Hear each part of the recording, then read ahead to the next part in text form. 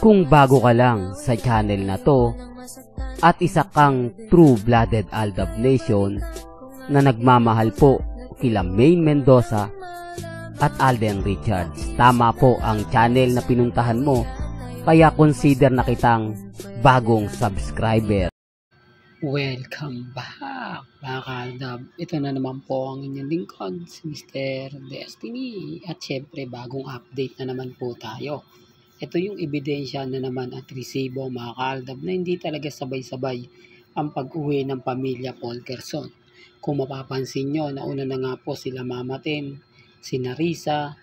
Hindi po ba? Ano nga po ba ang pagkakaiba at bakit nga po ba ganyan lagi nangyayari? Dahil nga po sabi ko sa inyo, may pinoprotektahan nga po ang pamilya Polkerson.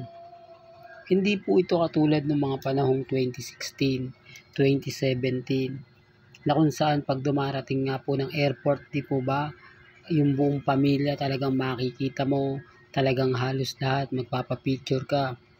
Pero pansin niyo po ba na parang may mali? Parang kumbaga may umiiwas at syempre may dapat nga pong itago.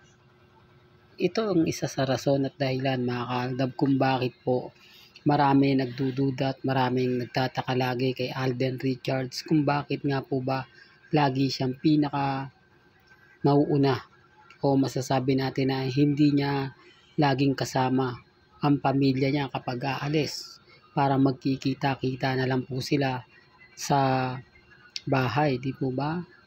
Parang may mali. Yan base naman po mga Aldab sa mga conclusion ng mga ilang netizen na kung titignan nyo at susuriin nga po gaya nga po ng lagi kong pinapaliwanag ay parang may mali. Di po ba? Pero hindi ako namimilit. Sabi ko nga po sa inyo, binibigyan ko po kayo ng idea.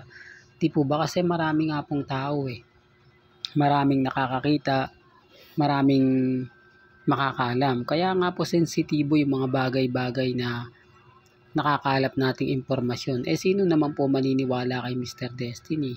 Sino naman po ang taong magsasabi na puro ganito ganyan?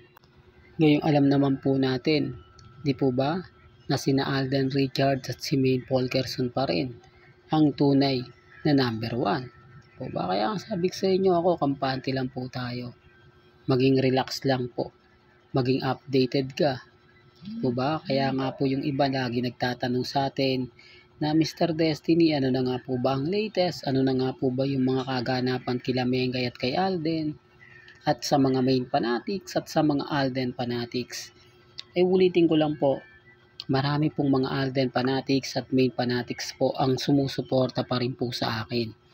Yan nakikita ko po sa social media na nagbibigay rin sila ng update. Gaya nga po ng mga ina-update natin patungkol nga po sa mga nagaganap at nangyayari. Pero gaya nga po ng mga sinasabi ng iba, taliwas din po sa opinion. At sinasabi nga po nila, Mr. Destiny, dapat one ka na lang, one-sided na lang. Kapag ka kay Alden, Alden lang. Kapag kay Maine lang. Hindi naman po pwede yun, di po ba? Kaya nga po marami silang affected pag tayo na yung nagsisimula. Gaya nga po ng pagbabalik ni Alden Richards. Sa ngayon, kampante po tayo. Sa ngayon, ramdam po natin na mayroong malaking pagbabago.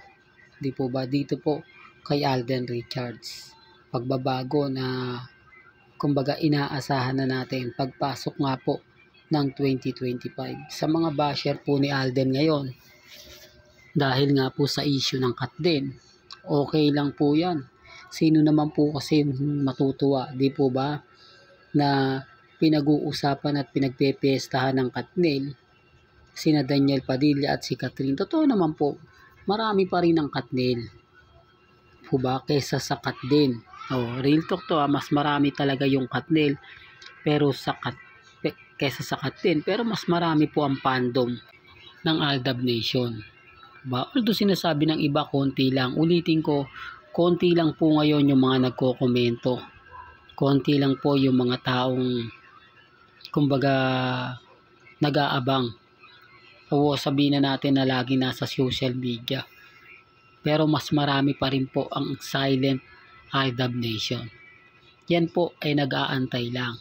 Yan po ay nasa palipaligid lang na hinihintay nga po ang pagbabalik ng Aldab Nation. Kaya sabi ko sa inyo, yung pelikula po nito sinasalang na o hinihimay na. Mauuna lang po talaga sigurado rito ang pelikula ng Katnil. Pagkatapos niyan, pelikula na po ng Aldab. Po ba? At sa mga nagre-react, sa mga nagsasabing hindi daw po pwede o imposible daw po dahil nasa TV5 si Main at ang MSET at nasa GMA network naman si Alden. Collaboration lang po ang pupwede. Po ba? Sample ko nga po yung pelikula nila Heaven at ni Alden Richards na may palalabas na nga po ngayong taon. Hindi po ba hindi dyan kasama ang GMA? Ang Viva Films ang may hawak niyan.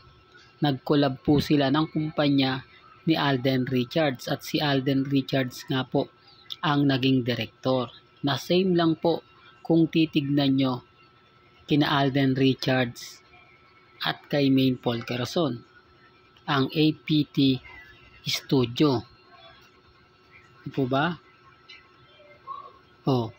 Ito yung pinapaliwanag ko at sinasabi ko na pag nag-collaboration po kasi sila, papayag po si Alden. At wala namang choice at wala namang pong magagawa ang GMA Network. Di po ba? Kasi labas na po yun eh. Labas na yun sa kumbaga sa loob ng GMA at pwedeng gawin yan ni Alden Richards dahil kumpanya yan. Kumbaga isa yun sa rason at dahilan sa kasama nga po sa pinirmahang kontrata ni Alden Richards. Kaya nga po sabi ko sa inyo, malakas ang loob natin. At kaninong ko nga po ba ito nakukuha? At sino nga po ba ang source na magpapatunay yan? Well, maging kalmado lang po kayo. Maging kampante. Dahil malapit naman po ninyong malalaman. Po ba? Gaya nga po ng sinabi natin, malaki ang kinita ng Imagine You and Me. Kung gagawin ito ng MSET at ng kumpanya ni Alden Richards, siguradong tatak. Di po ba? Kikita ng malaki. Ulitin ko, sa last interview ni Alden Richards sa 2024 na sinabi niya po sa 24 oras na wala po muna siyang gagawing teleserye at po-focus na lang nga po siya sa pelikula. Totoo to mga ka-Aldab. Base yan kay Alden at hindi ko inedit yan. Para lang po klaro, para lang po sa kaalaman ng lahat. Lalo na po yung mga taong laging nagdududa sa channel ni Mr. Destiny, laging naiinis dahil tayo lang naman po yung nagbibigay ng mga ganitong update. Pero ramdam mo yung presensya nila Bengay at Tisoy. Kaya nga sabi ko sa inyo, sa pagbabalik ni Alden Richards, ito na po yung simula. Ito na po yung masasabi natin, pinakahihintay na sandali, di po ba, ang muling magsama ang Aldab Nation. Pero syempre tatapusin po muna nila yung pelikula nila ni Heaven Paraleo na sabi nila maganda raw po. Dito mararamdaman nyo kapag kumita o hindi. Di po ba? Kung kikita nga po ba yung out of order o hindi. Dumidepende pa rin po ito sa lakas ng artista. At syempre sa hatak din po ng mga manonood. Alam nyo naman po na kapag si Alden Richards na nag-promote, 101% yan. Di po ba? Talagang susugod at susugod sa mga mall yan para lang i-promote ang pelikula nila ni Heaven na talagang maraming artista ang gusto makatrabaho dahil alam nila bawat gawing pelikula ni Alden Richards hahatak ng viewers o ng mga manonood. Well, hanggang dito na lang po ang ating latest updates. Kaya kung gusto nyo pa po ng pinaka-latest at sariwang update, abay tumutok lang po kayo dito po sa channel ni Mr. Destiny para updated po kayo sa mga bago at sa mga latest po na i-upload po natin maya-maya lang. Hanggang sa muli, salamat po sa panonood at pakikinig.